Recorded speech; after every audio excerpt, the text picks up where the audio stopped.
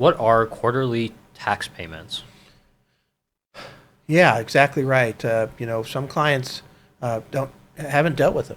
So, I mean, if you were working at, some company, they were withholding your taxes right out of that check. They send that in, essentially every month into the IRS or the state, and you never had to deal with a quarterly because your taxes were basically being paid with each paycheck, as far as that goes.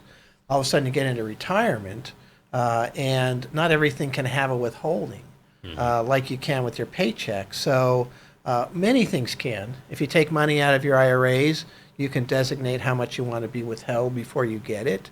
But let's say that you have incomes coming in from capital gains and dividends and interest and rents and all these different types of things. The government doesn't want you to wait until the end of the year to pay that, right? And again, we're not tax people. We don't know all of the details. And there's a bunch of really interesting things to look into in terms of how much you actually have to pay to avoid penalty. But essentially, what happens is I think it's April 15th, June 15th, September 15th, and January 15th. You have to make payments both to the state and to the federal government to basically satisfy, for the most part, your taxes that are going to be owed.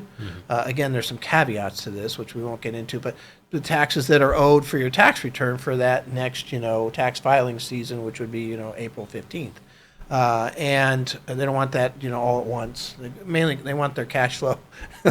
They want it all year long. Just they got to pay bills just like we do. They're already running a deficit, so they're not going to wait for a year to pay that at the end of the year. But a lot of people, it's the first time they've ever had to do quarterlies because they haven't had to prior to retirement. Some have, depends on what you've got. But that's what a quarterly tax contribution is. It's worth looking at. I would say one of the most challenging things is to figure out what it should be. I get so many clients that, one year we get a lot of capital gains and they end up paying a lot of quarterlies for the next year. That next year we have less capital gains. They get a big refund and it's just back and forth, based on, what's happening. So it can be a little bit challenging to figure out what the income, is for the year and what the projection is as far as that goes. So, but that's something that, we talked a lot about with the clients for different purposes.